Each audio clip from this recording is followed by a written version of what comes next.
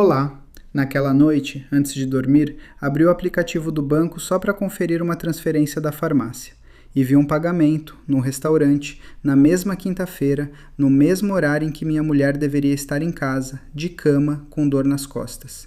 Fechei o aplicativo rápido, como se eu tivesse feito algo errado. Eu não tinha feito nada, mas ela sim. O problema é que, até aquele momento, cada coisa, separada, tinha uma explicação perfeita. 3 dias antes, minha filha de 6 anos perguntou por que o homem de ontem não vinha mais brincar com ela. Minha mulher respondeu antes que eu abrisse a boca. Disse rápido, sem pausa, que era só um colega de trabalho deixando documentos. O estranho é que ninguém tinha mencionado homem nenhum aquele dia, e criança de 6 anos não inventa esse tipo de detalhe. Fiquei quieto. Mas à noite, no estacionamento, o porteiro me chamou pelo nome e perguntou se o amigo de São Paulo tinha gostado da visita. Eu nunca tinha ouvido falar de amigo nenhum em São Paulo. Perguntei para ela depois, devagar, sem acusar. Ela riu, um riso curto, e disse que era a confusão do porteiro, que ele troca o nome de todo mundo. Fazia sentido. Deixei passar. No domingo, no churrasco da minha mãe, minha cunhada comentou, enchendo o copo, que tinha visto minha mulher num shopping de outra cidade na quinta passada, na hora do almoço. Eu sabia que naquela quinta ela tinha ficado em casa. Foi o dia que cancelou a academia por dor nas costas. Ela só respondeu, calma, que tinha resolvido algo rápido. Nem valia contar que a cunhada devia ter confundido com outra pessoa. Ninguém insistiu. Eu também não. E foi só naquela noite, com o aplicativo aberto na minha mão, que entendi. Cada explicação, sozinha, fazia sentido. Juntas, formavam algo que eu não conseguia mais ignorar. No café da manhã seguinte, perguntei de forma leve se ela tinha ido a algum lugar na quinta-feira.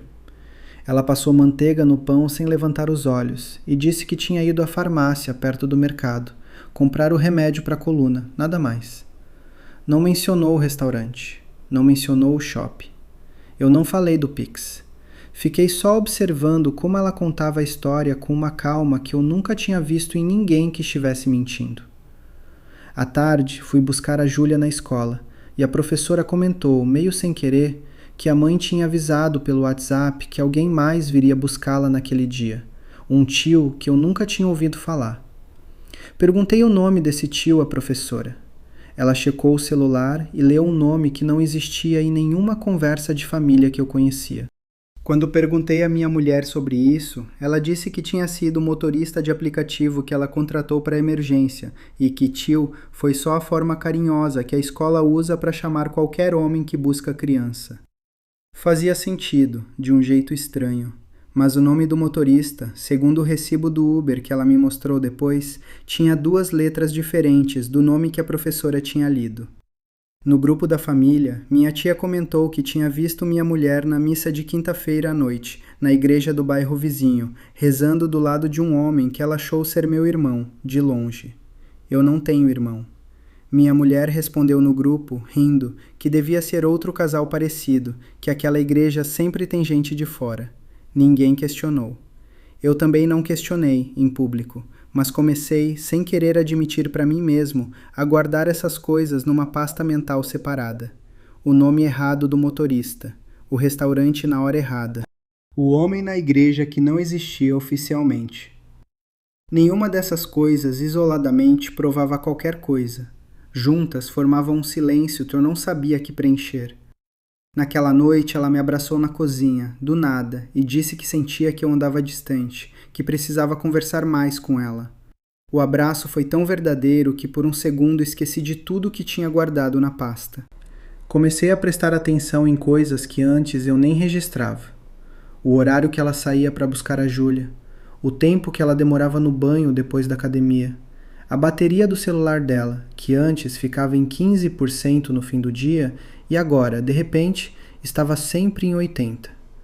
Não falei nada disso para ela, só observava, como quem aprende uma língua nova sem querer admitir que está estudando. Um sábado, limpando o carro dela porque o meu estava na revisão, encontrei um AirPod debaixo do banco do passageiro. Não era meu, não era da Júlia, e o estojo nem era da marca que ela usa. Perguntei de quem era, mostrando, esperando uma resposta qualquer. Ela olhou, séria por um segundo, e disse que devia ser de alguma amiga que ela tinha dado carona na semana passada. Talvez a Renata, do salão. Liguei para Renata sem avisar ninguém, fingindo que era sobre outro assunto. Renata disse que não tinha pegado carona com minha mulher havia mais de um mês. Comecei a olhar as câmeras da portaria do condomínio sem dizer para ninguém, usando o aplicativo que a síndica tinha liberado para todos os moradores depois do assalto do ano passado. Na quinta-feira em questão, a câmera mostrava minha mulher saindo de casa às 11 da manhã, mas o relógio do elevador, num detalhe bobo que eu só notei porque ampliei a imagem, estava marcando um horário quase 40 minutos adiantado em relação ao meu celular. Não sabia se aquilo significava algo ou se era só um relógio desregulado, mas guardei o print de qualquer jeito. Na escola, decidi conversar com a professora de novo, sozinho, sem minha mulher saber. Perguntei se ela tinha o número de telefone que usaram para avisar sobre o tio que buscaria a Júlia. Ela me mostrou a conversa do WhatsApp da escola. O número não estava salvo com nenhum nome, só os últimos 4 dígitos visíveis no print que sobrou, porque o contato original tinha sido apagado da lista. Fiquei olhando aqueles 4 números por um tempo longo, tentando decidir se eu devia perguntar para minha mulher ou simplesmente ligar e ver quem atendia. Naquela noite, decidi não ligar ainda. Fiquei só guardando o número num papel, dentro da carteira, como se isso fosse alguma garantia de que eu ainda tinha controle sobre alguma coisa. Minha mulher me perguntou, ao apagar a luz, se eu estava bem, porque eu andava quieto demais nos últimos dias. Eu disse que só estava cansado do trabalho. Ela aceitou a resposta rápido demais para alguém que devia estar preocupada comigo. Liguei para o número numa tarde em que ela estava no salão. Tocou 3 vezes e caiu na caixa postal, uma voz masculina, gravação padrão, sem nome. Desliguei sem deixar mensagem. 10 minutos depois, meu celular vibrou com uma mensagem de número desconhecido, dizendo apenas, número errado. Eu não tinha dito nada. Não tinha deixado recado, não tinha mandado texto. Alguém viu meu número, reconheceu e resolveu encerrar o assunto com 2 palavras. Fiquei sentado no banheiro do trabalho por 15 minutos tentando entender o que aquilo significava. Se fosse realmente um contato aleatório, um engano qualquer, a resposta natural seria ignorar ou perguntar quem era. Número errado não é o que alguém diz quando realmente acha que foi um erro. É o que alguém diz quando quer encerrar uma conversa antes que ela comece. Naquela semana, a vizinha do 5º andar, a dona Cecília, parou comigo no elevador e disse, de passagem, que tinha visto minha mulher subindo de carro na semana passada com alguém que ela achou ser meu primo, o mais novo. Meu primo mais novo mora em Fortaleza e não vem ao Rio há 2 anos. Dona Cecília é aquele tipo de pessoa que lembra de tudo e raramente confunde rostos.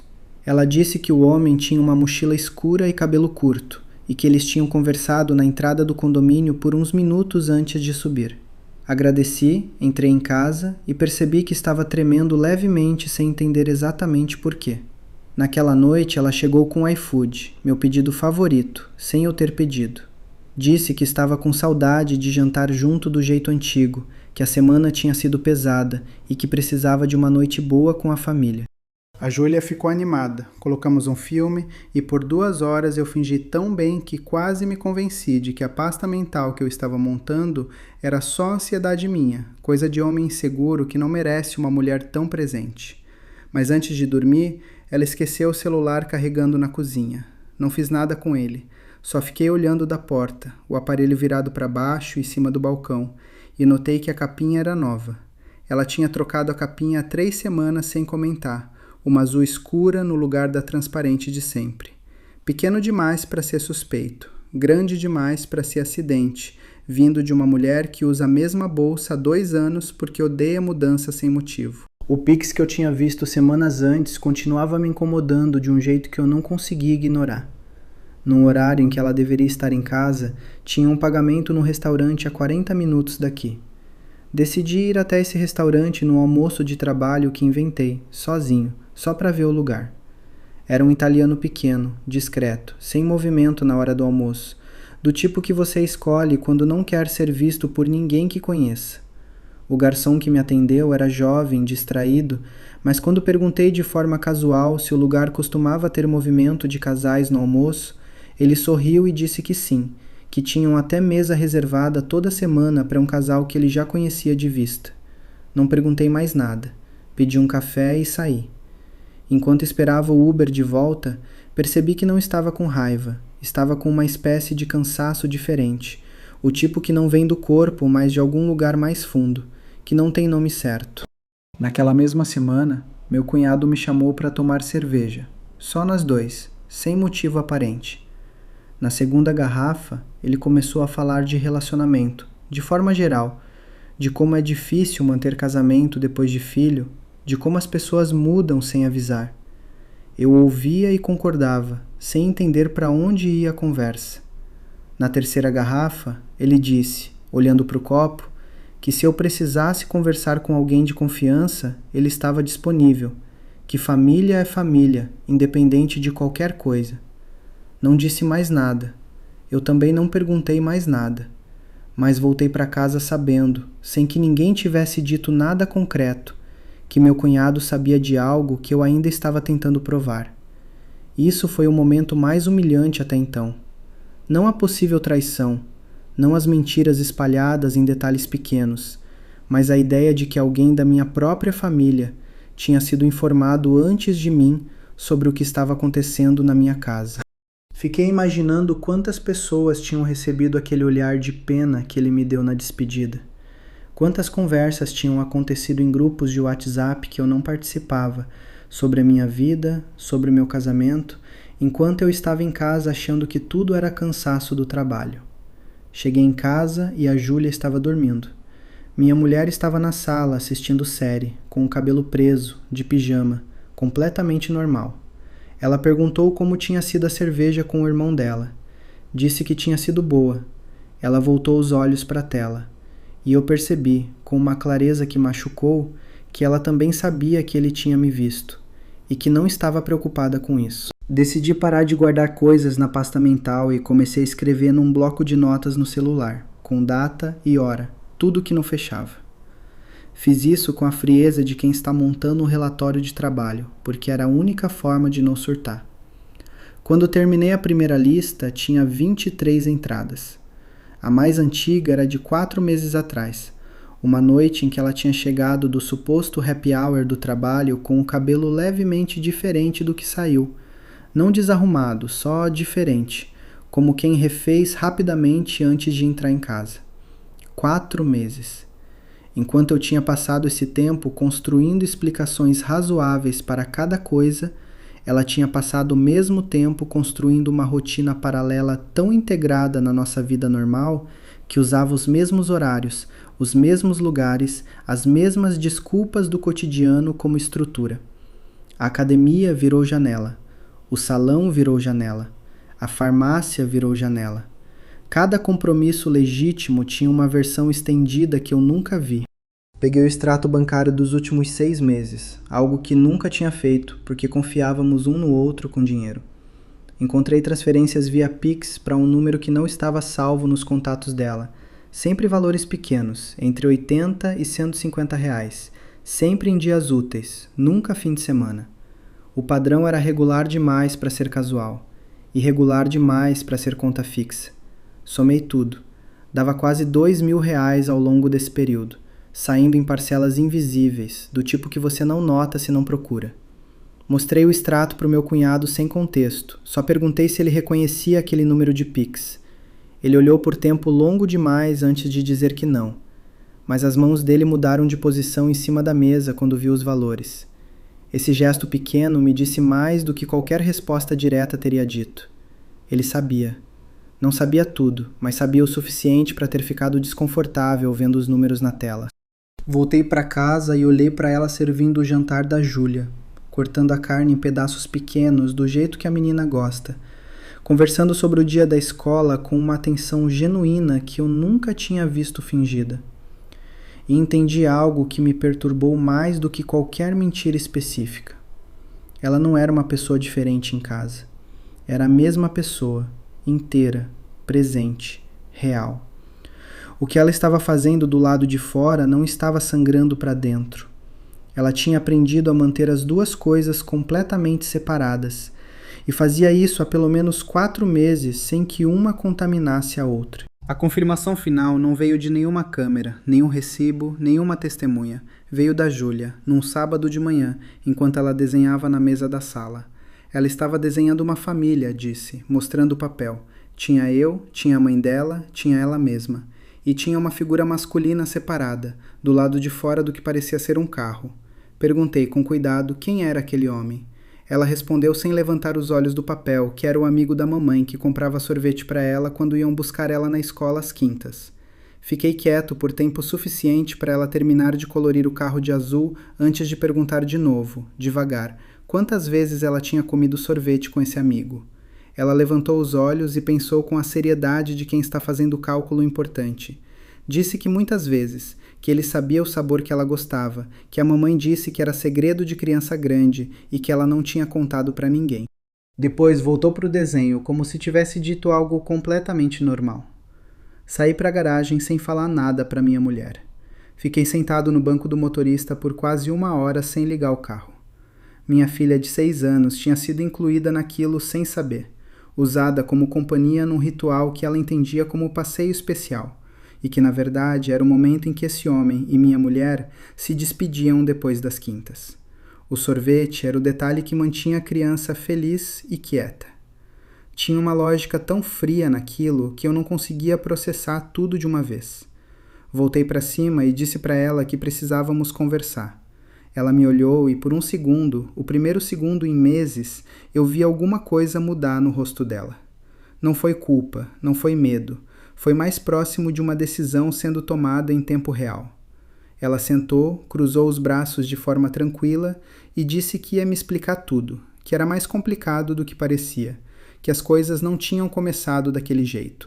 Ela usou a palavra complicado 3 vezes nos primeiros 2 minutos, e cada vez que usava, reorganizava levemente a versão anterior, testando qual encaixava melhor na minha expressão. Deixei ela falar por um tempo sem interromper.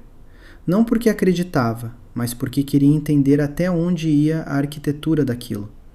A história que ela montou tinha começo, desenvolvimento, arrependimento no tempo certo e uma conclusão que me colocava parcialmente como causa. Estava bem construída. Tinha emoção nos lugares certos. Ela chorou uma vez, brevemente, e enxugou o olho com o pulso do jeito que sempre fez quando chora de verdade. E eu percebi que não sabia mais distinguir. A verdade completa não saiu dela naquela tarde.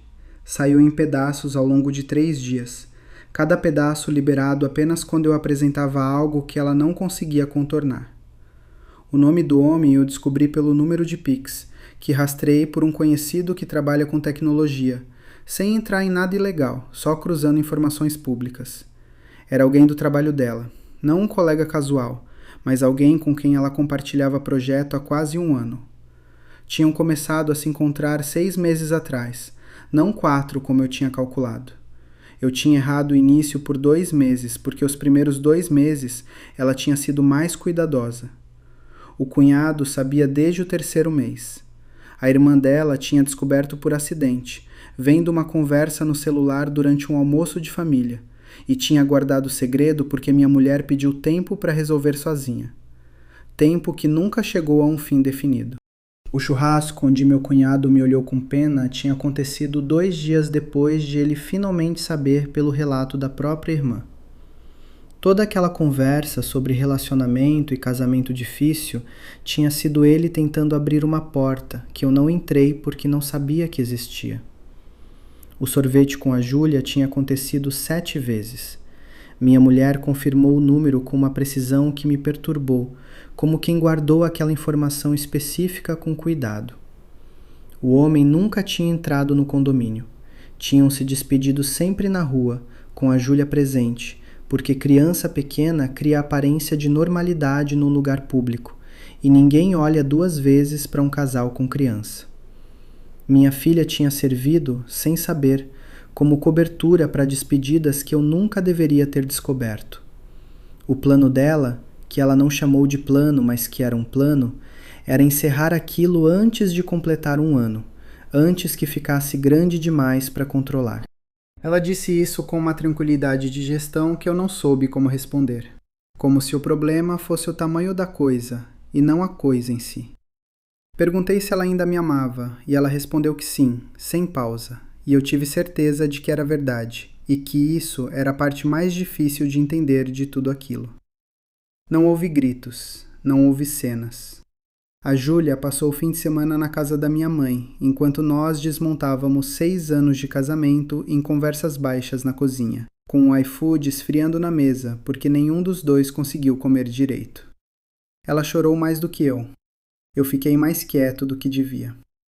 No domingo à noite, ela foi dormir no quarto de hóspedes que nunca usamos, e eu fiquei na cama que sempre foi nossa, olhando para o teto que ela havia escolhido quando nos mudamos. Aquela tinta off-white que ela disse ser mais relaxante que o branco puro. Peguei o bloco de notas do celular, onde tinha guardado as 23 entradas. Li tudo do começo, devagar, e cada item fez sentido completo agora. Cada detalhe encontrou seu lugar na história que eu não sabia que estava vivendo. O AirPod era dele. A capinha nova era porque ela tinha trocado de número temporariamente e precisava de um aparelho diferente por alguns dias. O porteiro tinha visto ele 2 vezes e misturados com textos de boa-fé. A professora tinha o número dele porque minha mulher o tinha cadastrado como contato de emergência na escola sem me contar, um detalhe administrativo que tinha ficado esquecido quando as coisas começaram a complicar. Apaguei o bloco de notas depois de ler tudo. Não porque queria esquecer, mas porque não precisava mais guardar. Sabia o suficiente. Sabia demais. Fiquei pensando na versão de mim que estava naquela mesma cama 6 meses atrás. Sem nenhuma das 23 entradas. Sem nenhuma pasta mental. Confiando nela mais do que em mim mesmo. Como eu sempre fiz, como eu achava que era a forma certa de amar alguém. Aquele homem tinha dormido tranquilo todas aquelas noites, e eu sentia uma pena estranha dele, como se fosse outra pessoa, como se a cama tivesse ficado do mesmo tamanho, mas o quarto tivesse crescido em volta, e eu não soubesse mais onde ficavam as paredes. Tchau.